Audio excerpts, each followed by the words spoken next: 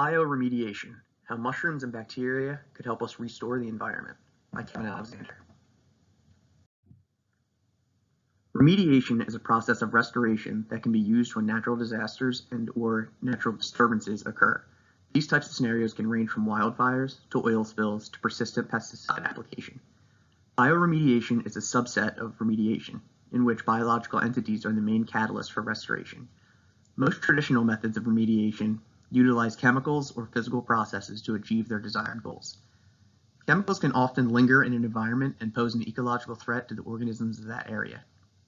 An example of a physical process could be turning over dirt before a new agricultural season to freshen up the soil and bring the deeper nutrients to the top.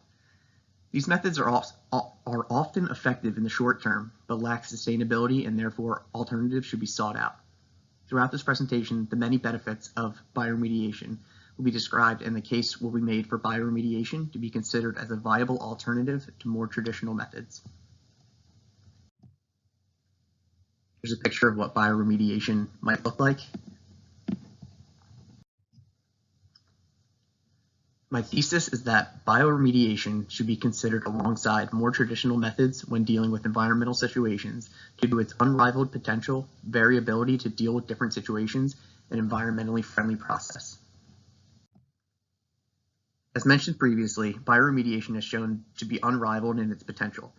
A clear example of this would be from a study in which an incinerator that was used from 1972 to the 1990s was being refurbished to hopefully become a botanical garden. In 2017, they used fungus to combat the ash that lay still in the incinerator from its prior use. The fungus turned the ash into a fertile zone by converting the inorganic compounds. This was seen by rye seeds flourishing in the environment. This is one of the most exciting aspects about bioremediation, particularly with fungi. Fungi are known to be the bridge of the organic and inorganic world, essentially turning death into life.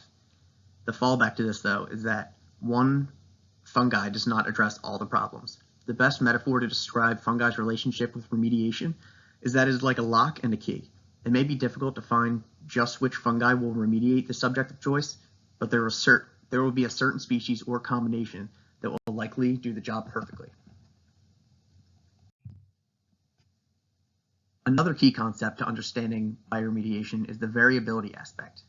Variability, when considered in the environmental realm, can be good and bad. The good part is that you have wiggle room to figure out problems. Everything won't be too discrete. The bad part is that we have to conduct rigorous studies to narrow down the quote-unquote lock and key described in the previous section. This makes the field quite intimidating because one would have to invest hundreds of hours into studies to properly find solutions to different problems. For example, one study concluded that temperature is a huge factor in bioremediation. Using white rot fungi, they compared how effective microremediation was versus other bioremediation techniques by remediating an area ruined by a leaking diesel pipe in Alaska. They discovered that after they heated the ground and then applied the fungi, the results were magnitudes better. They were quoted saying, "Warming the ground is one of the most effective treatments for promoting biodegradation, especially in cold climates, and heaping or composting can be a cost-effective way to warm the substrate." This study shows that every case will have a slightly different set of guidelines to practice. If a diesel pipe leaked into an area in the tropics, you may have to use a mushroom that is better suited for warm climates, or perhaps cool down the substrate before applying the fungi. As of now, warmer is better when it comes to bioremediation, but a limit has not yet been reached, which is likely there. All these tiny variances make each case unique and therefore difficult to universally address. For the other sections, one could suggest that there's a hint of debate, and then given the lack of definitive research in those areas. On the other hand, the fact that bioremediation is more environmentally friendly than more traditional methods appears to be an objective stance. Using some natural substances to treat natural substances is as environmentally friendly as one could hope for. Chemicals are artificial constructs that often serve a specific purpose, but that purpose extends to unwanted territories. For example, if the chemical is designed to break down the hydrocarbons that create oil, it may very well do so, but it may also be horribly toxic to local organisms and likely persist for years in the environment.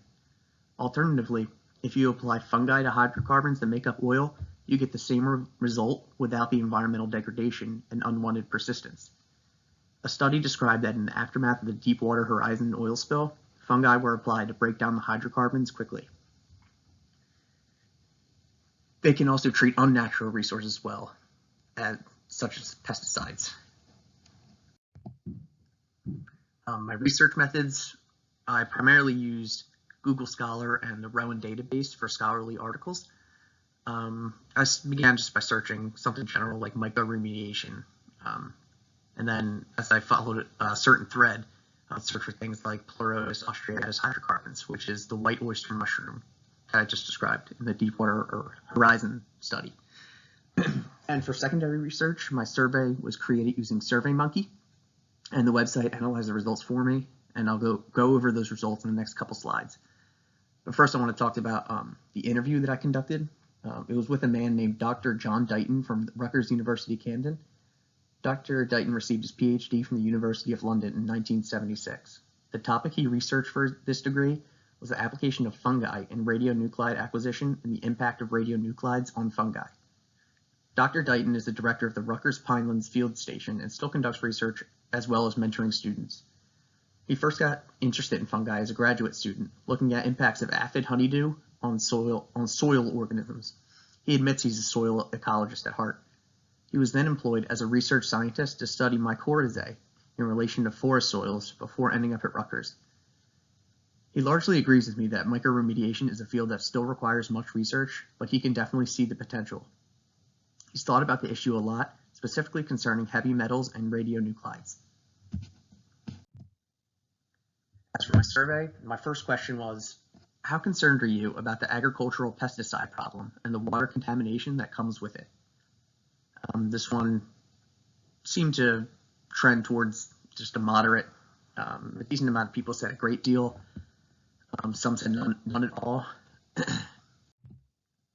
How likely would you be to pay extra to use an organic remediator instead of a chemical one? This one trends towards likely, which is a positive trend in the environmental stance. A couple people said unlikely. How concerned are you about contamination from man-made disasters such as oil spills? This one was mostly a great deal, and then it trends negatively downwards, and I think one person actually said none at all, which I found interesting. How concerned are you about the soil in areas affected by wildfires? This one trended towards a lot and dispersed both ways, generally seeing a moderate amount to a lot being the general answer. And do you support chemicals being used to treat environmental problems? Most people disapprove. A couple of people actually strongly approve, which I definitely thought was interesting. As for results, I concluded that the field is undoubtedly exciting for the medium to long-term future, but requires more research to find the right combinations for different situations. I believe that money should be put into this research because the upside is universally and objectively beneficial. The point of this presentation was to present the case for bioremediation to become, at the very least, a respected alternative to traditional methods of remediation. We began by acknowledging that bioremediation has a supremely high ceiling for potential applications. Despite there being limitations due to the quote-unquote lock and key nature of the technique, one can see how after the combinations are found, they will be incredibly useful and impactful.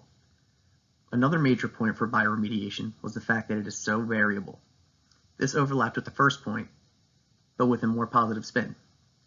The fact that it can combat diesel, oil, disturbed soil from wildfires, pesticides, etc., makes it that much more exciting. The studies presented have solidified these claims and added credibility to the case for bioremediation. Finally, in a world that requires much more attention to environmental issues, remediation efforts are not excluded. Our patterns of life cause much pollution, and that isn't going to significantly change.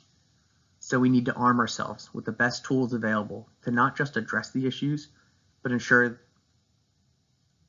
that we can address them without any further damage. For all of these reasons, a strong case can be made for bioremediation in practical applications.